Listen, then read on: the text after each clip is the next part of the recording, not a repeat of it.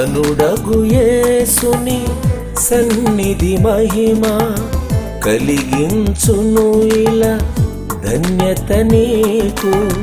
ఘనుడగు యేసుని సన్నిధి మహిమ కలిగించును ఇలా ధన్యత నీకు.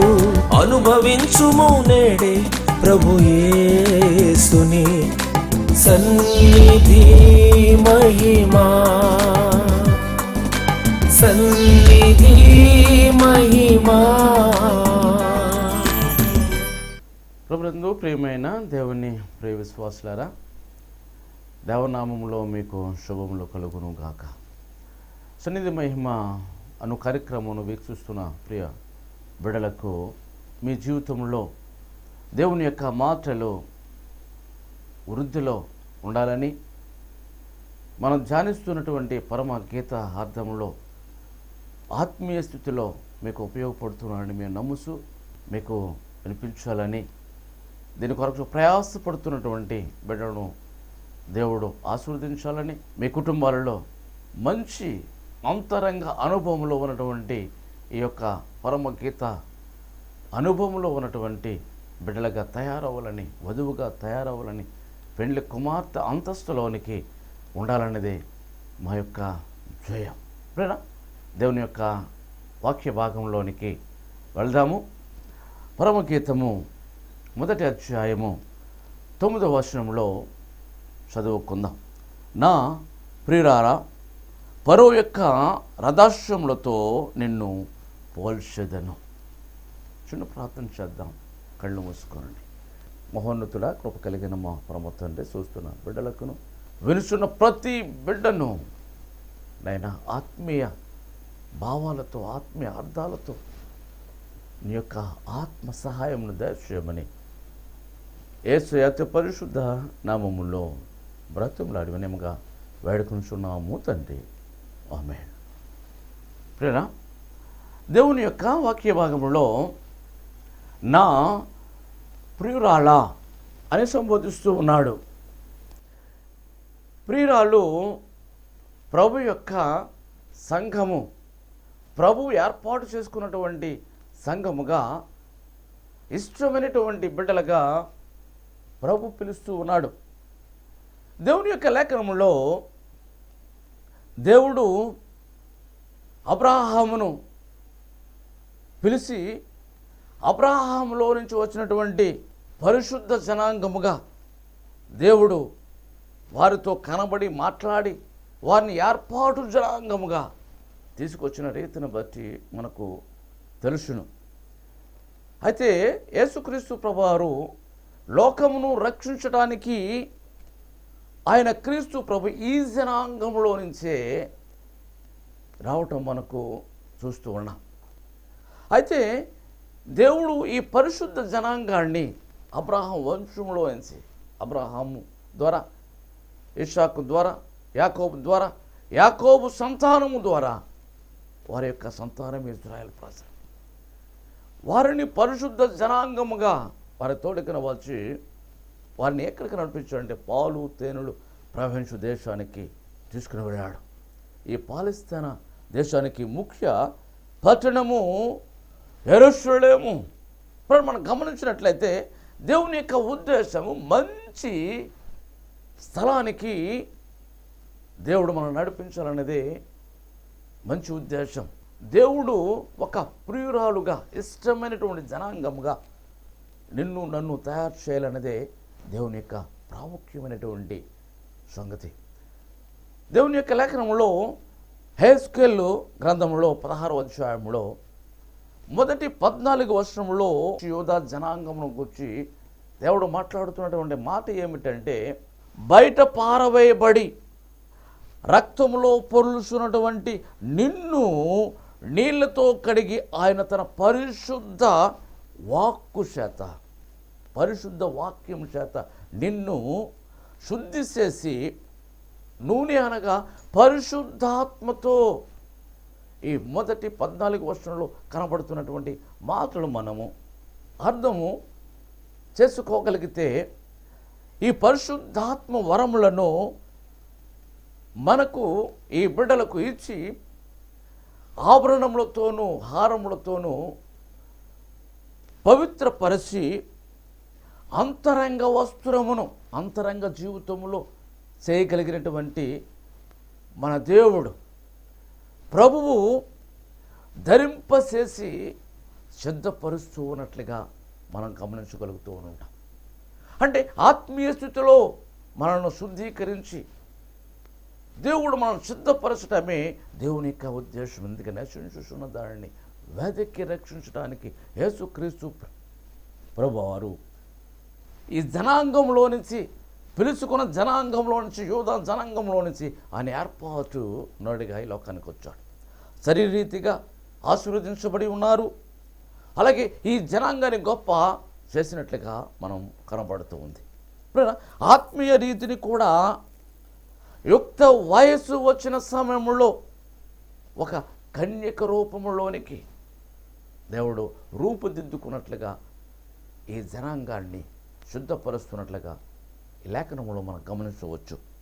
అంటే పెళ్లి కుమార్తెగా కావచ్చు, వధువుగా కావచ్చు, వధువు సంఘము వరుని కొరకు ఎదురు చూస్తున్నదని అన్నట్లుగా మనము చూడగలుగుతున్నాం. అయితే ఇజ్రాయిలు పట్ల ఆయనకున్నటువంటి గొప్ప ఇష్టమైనటువంటి రీతిని మనము చూడగలిగితే ఇజ్రాయేలు ప్రజలు విగ్రహారాధన పోయేంత వరకు ప్రభు వారిని సరిచేసి, అంటే దేవుడు సరిచేసి వారిని ఎలా తీర్చిదిద్దారంటే ప్రియురాలుగా తీర్చిదిద్దినట్లుగా లేఖనంలో మనకు కనబడుతూ ఉంది. ఆత్మీయ స్థితిని బట్టి ప్రియురాలుగా మార్చబడుతూ ఉన్నది. యెషయా గ్రంథము 62వ అధ్యాయంలో 4వ వచనంలో ఈ జనాంగమును హెప్షీబా అనగానే ఇష్టురాలు అనగానే ప్రియురాలు అనగా మనకు కనబడుతూ ఉన్నది. కనుక అతి పరిశుద్ధ జనాంగమైనటువంటి యూదా జనంలో నుంచి వచ్చినటువంటి దైవ మానవుడిగా క్రీస్తు సర్వజనుల రక్షణ కొరకు తన రక్తమును, తన యొక్క స్వరక్తమును ఇచ్చి సంఘమును కట్టెను. అది ప్రియురాలిగా మార్చబడినటువంటి సంఘము తన రక్తముతో కడగబడి తన రక్తముతో శుద్ధీకరించబడినటువంటి సంఘమే ప్రియురాలుగా మనకు కనబడుతుంది. ఇప్పుడు మనం గమనించినట్లయితే ఆదాము నుండి వచ్చినటువంటి హవ్వ ఆదామునికి ఎలాగ మారుతుందంటే ప్రియురాలుగా మారుతుంది. అలాగే క్రీస్తు ప్రభువునికు నుండి తన యొక్క ప్రక్కలో నుంచి వచ్చినటువంటి రక్తము నీరు కలిసి వచ్చినటువంటి ఏర్పడినటువంటి సంఘము ప్రియురాలుగా కనబడుతుంది. అందుకే నా ప్రియురాల అని సంబోధిస్తున్నాడు. ప్రేమ నిన్ను నన్ను యేసుక్రీస్తు ప్రభువారు పరిశుద్ధముగా పవిత్రపరిచినటువంటి వారిగా ఆయన పిలుపు ఏమిటంటే హెప్షీబా అనగానే ఇష్టమైనటువంటి ఇష్టురాలు అనగా ప్రియురాలు. అందుకే నా ప్రియురాల అని పిలుస్తున్నాడు. ప్రియురా మనం గమనిస్తుంటే రెండో వాక్య భాగంలో మనం గమనిస్తున్నట్లే ఈ ప్రియురాలను దేనితో పోలుస్తూ ఉన్నాడంటే పరుగు యొక్క రథాశ్వములతో పోలుస్తూ ఉన్నాడు. అంటే ఐగుప్తు దేశంలో ఉన్నటువంటి ఆ గుర్రములు, ఆశ్వములుగా గుర్రములు చాలా బలమైనటువంటివి, చాలా అందమైనటువంటివి, వాటితో పోలుస్తున్నాడు. గమనిందాం, క్రీస్తు ప్రభు తన ప్రియురాలైన సంఘమును పరువు యొక్క రథాశ్వములతో పోలుస్తూ ఉన్నటువంటి సమయం మనకు కనబడుతుంది. మనం గమనించినట్లయితే ఐగుప్తు దేశంలో యోసేపు ఏలుబడుతూ ఉన్నటువంటి రోజులలో ఆయన దగ్గర నమ్మకమైనటువంటి పనిచేసినటువంటి యోసేపు అంటే యాకోబు కుమారుల్లో ఒకడు.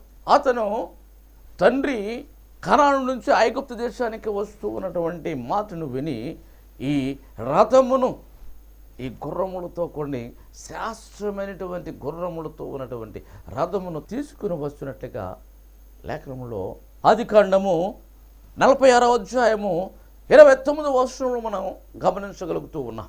మోషే ఇజ్రాయేలు ప్రజలను తోడుకొని వస్తున్న సమయంలో ఎర్ర సముద్రం వరకు తన జనాంగము తోడుకొని వస్తున్న సమయంలో మరలా ఐగుప్తు దేశంలో ఉన్నటువంటి వారు మరలా ఈ జనాంగాన్ని మరలా ఆ దేశాన్ని తీసుకుపోవాలని 600 శ్రేష్టమైన రథమును సిద్ధము చేసి రావటమును మనం చూడగలుగుతూ ఉన్నాం లేఖనములు.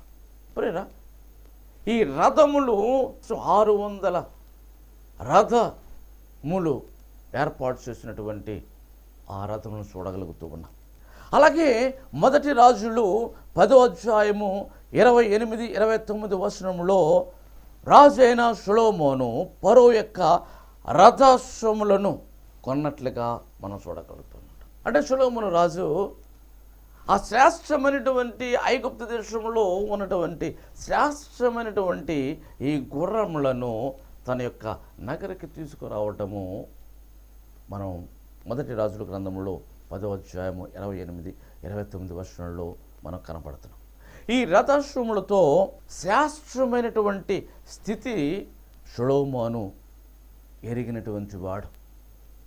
అంటే ఐగుప్తు దేశంలో ఫరో దగ్గర ఉన్నటువంటి ఈ శాస్త్రమైనటువంటి స్థితిని సొలొమోను రాజు తెలుసుకున్నాడు కనుక వెంటనే వాటిని కొనుగోలు చేయటానికి ఒప్పుకున్నాడు. మనం గమనించినట్లయితే రథమునకు కట్టబడినటువంటి గుర్రములు అన్నీ ఏకముగా వాటి యొక్క బలమును ఉపయోగించి పనిచేయటమే గొప్ప విజయానికి కారణం.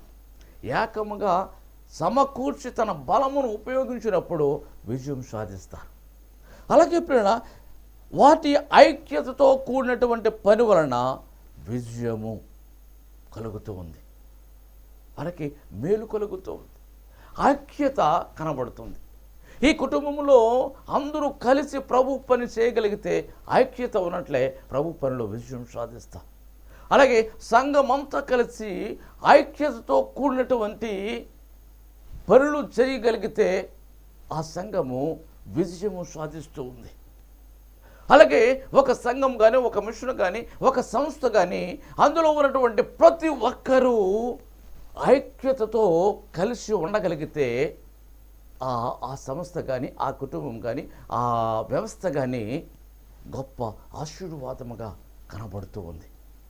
ఈనాడు చీలిపోవటం వలన వచ్చినటువంటి ఆ నష్టము వలన, ఆ కుటుంబంలో విడిపోవటం వలన విజయము ఉండదు.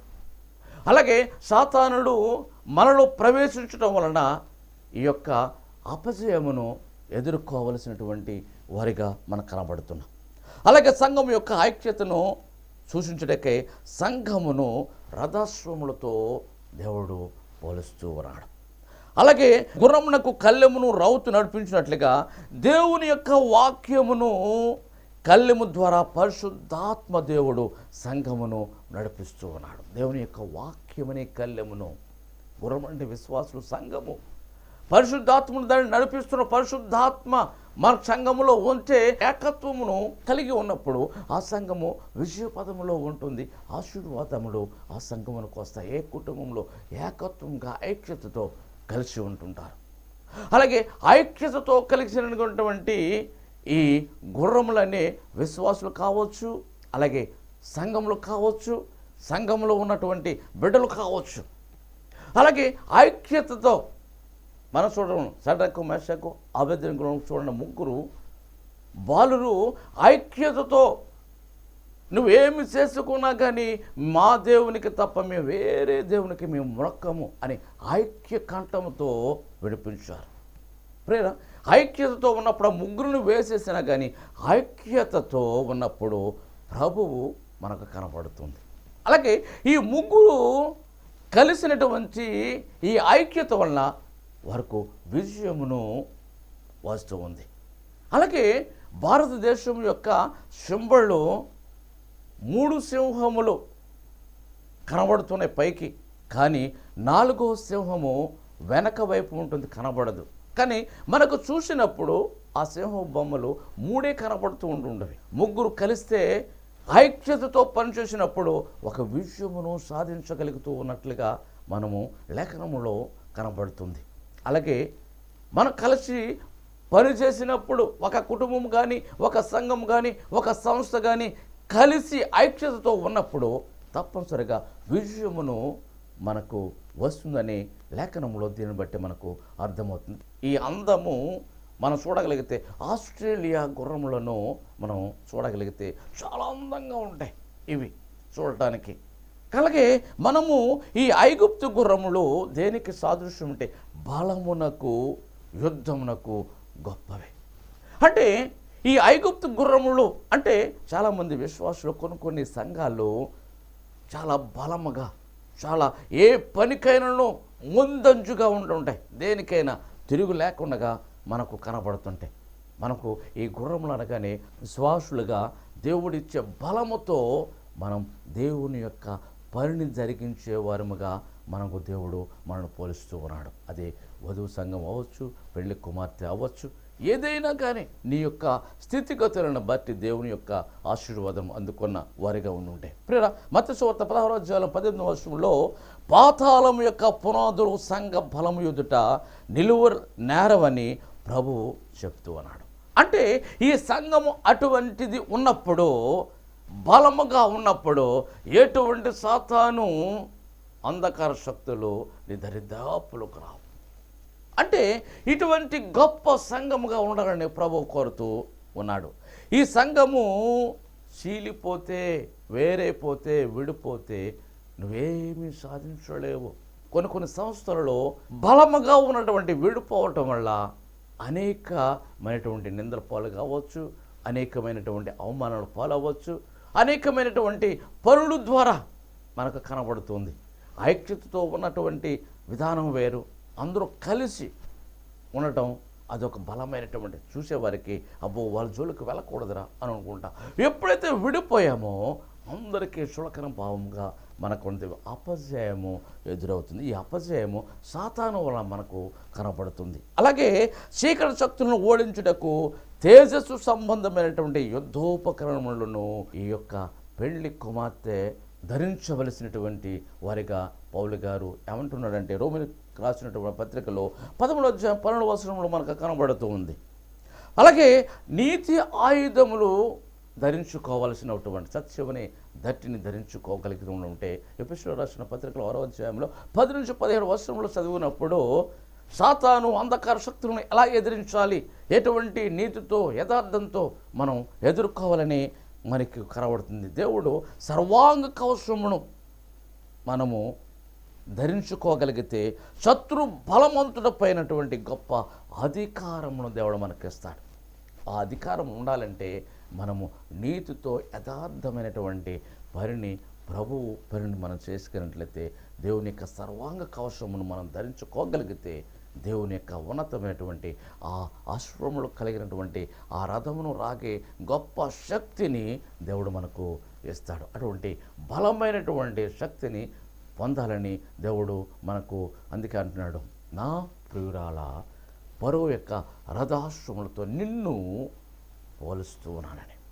కనుక గుర్రముల యొక్క స్థితి ఏమిటంటే ప్రాణాపాయము కలిగినను, అంటే శ్రమలు వచ్చినప్పటికీ, ఇబ్బందులు వచ్చినప్పటికీ, చనిపోయే పరిస్థితి వచ్చినప్పటికీ యుద్ధమందు వెనుకకు తిరగావ.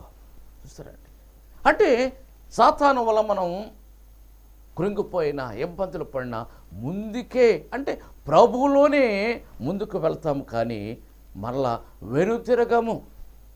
యోబు జీవితంలో చూడండి, ఎన్ని కష్టాలు వచ్చినా, ఎన్ని ఇబ్బందులు వచ్చినా యోబు చివరి వరకు ప్రభు కొరకు ఎదురు చూసి జయించాడు. విజయుడు యోబు.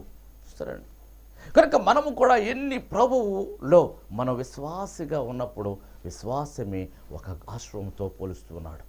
నీ విశ్వాసము ఎలా ఉండాలంటే బలము కలిగినటువంటి అశ్వముగా మనం ఉండాలంటే ప్రభు మనల్ని ధైర్యమిస్తూ ఉన్నాడు. అలాగే జీవము గల చేప ప్రవాహమునకు ఎదురెక్కినట్లుగా సంఘము శ్రమలకు ఎదురెక్కి జయించవలేను. చూడండి, చచ్చిన చేపలు ప్రవాహానికి కొట్టుకుని వెళ్ళిపోతాయి, కానీ బ్రతికిన చేపనై ప్రవాహమునకు ఎదురెక్కగలిగినటువంటి ఆ యొక్క శక్తి బలముతో మనం ఎదురు వెళ్ళగలిగినటువంటి వారముగా సంఘము ఐక్యతతో కూడుకుంటే ఎన్ని శ్రమలు వచ్చినా, ఎన్ని ఇబ్బందులు ఉంటా ఆ సంఘము బలముతో ఎదగగలిగినటువంటి వారిగా మనకు కనబడుతుంది. అందుకే ఆ రథములో బలమైనటువంటి అశ్వములుగా దేవుడు మనను పోలుస్తూ ఉన్నాడు. అలాగే పరు యొక్క రథములు లోకమంతటికి ఘనత చెందినవి. 2వ దినవృత్తాంతంలో 1వ అధ్యాయము 17వ వచనంలో మనకు కనబడుతుంది. పరు యొక్క రథములు కట్టబడినటువంటి గుర్రములు చాలా మనకు కనబడుతుంది.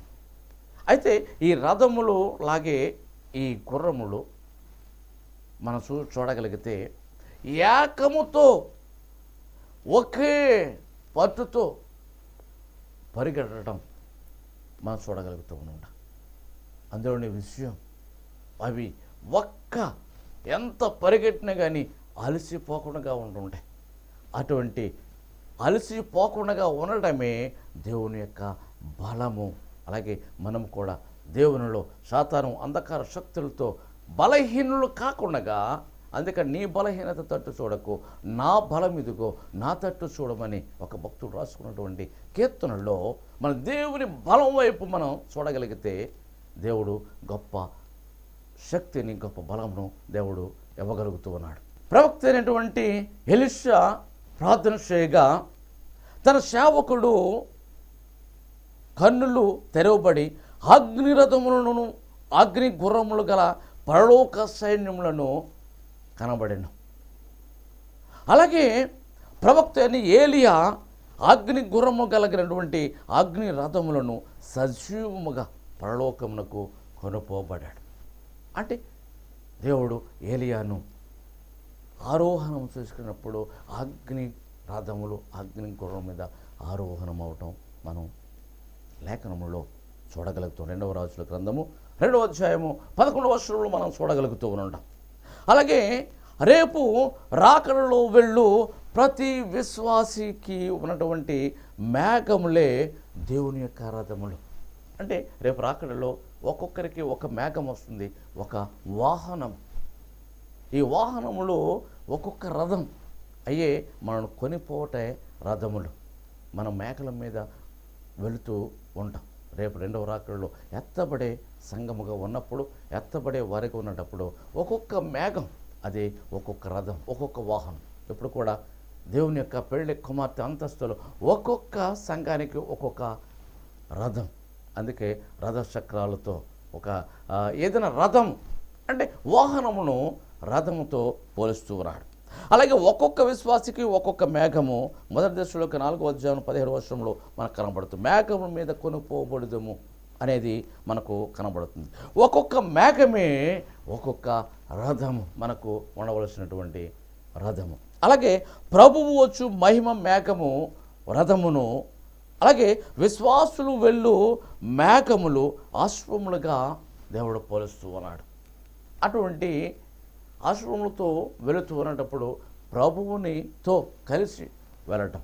అలాగే హనోకు దేవునితో వెళ్ళే అనుభవం చూస్తారండి. దేవునితో వెళ్ళే అనుభవంలో ఉన్నాడు కనుక దేవుని యొక్క గొప్ప అంతస్తు కలిగినటువంటి వాడిగా మనకు కనబడుతున్నాం.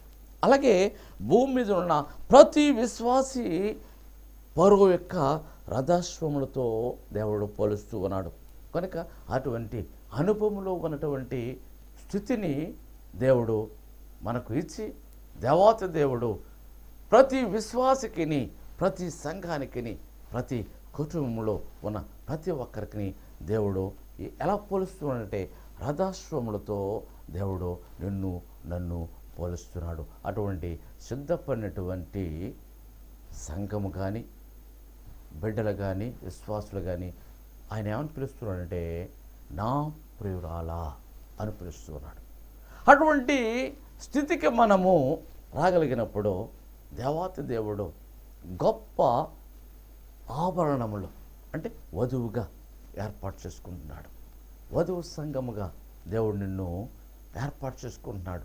ఎందుకంటే బలమైనటువంటి వారిగా మనల్ని కోరుకుంటున్నాడు. అంధకార శక్తులకు జయించే విధముగా దేవుడు మనలను ఎన్నో రీతిలుగా దేవుడు మనను చూస్తూ ఉన్నాడు. అటువంటి స్థితిని దేవుడు మనకు అనుగ్రహించాలని పరో యొక్క రథాశ్వాలతో దేవుని పనిలో కానీ, దేవుని సంఘంలో కానీ, దేవునిని ఎత్తి చూపించడం కానీ మనం బలం కలిగి ఉండాలనేది దేవుని యొక్క కోరిక. అటువంటి ధన్యత దేవుడు మనకు అనుగ్రహించబడును గాక. చిన్ని ప్రార్థన. కళ్ళు మూసుకోనండి, ప్రార్థన చేసుకుందాం. మహాపరిశుద్ధుడా, వందనాలు, స్తోత్రాలు.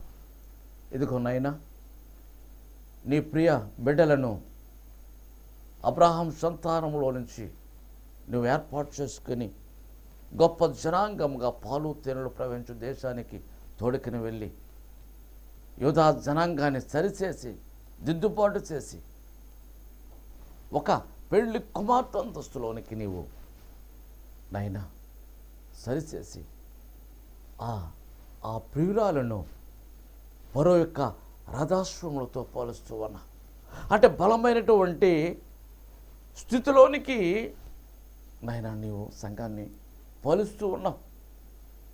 నాయనా చూస్తున్న ప్రతి విశ్వాసి నీవు బలమైనటువంటి రీతిలో ఉండాలని కోరుకుంటున్నాడు.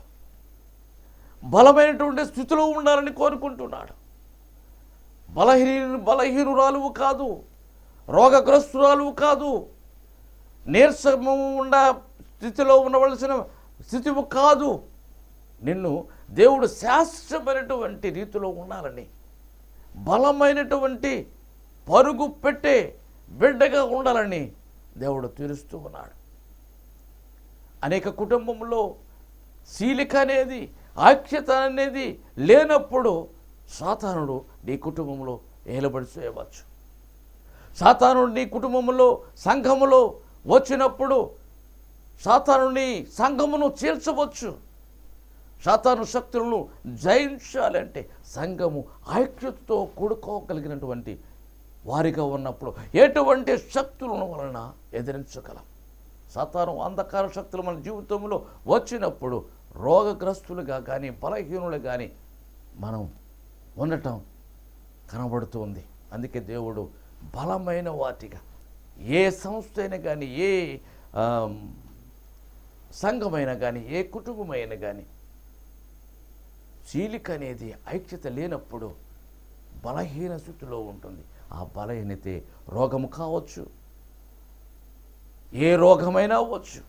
కానీ అటువంటిది లేకుండా దేవుడు తన రక్తంతో శుద్ధీకరించి పరిశుద్ధాత్మ వరమును నీకిచ్చి ఆయన ప్రియురాలు రూపంలో పరో యొక్క రథాశ్వములతో పోలుస్తున్నాడు. అటువంటి ధన్యత నీ కుటుంబం కావచ్చు, నీవు కావచ్చు, ఏదైనా కావచ్చు.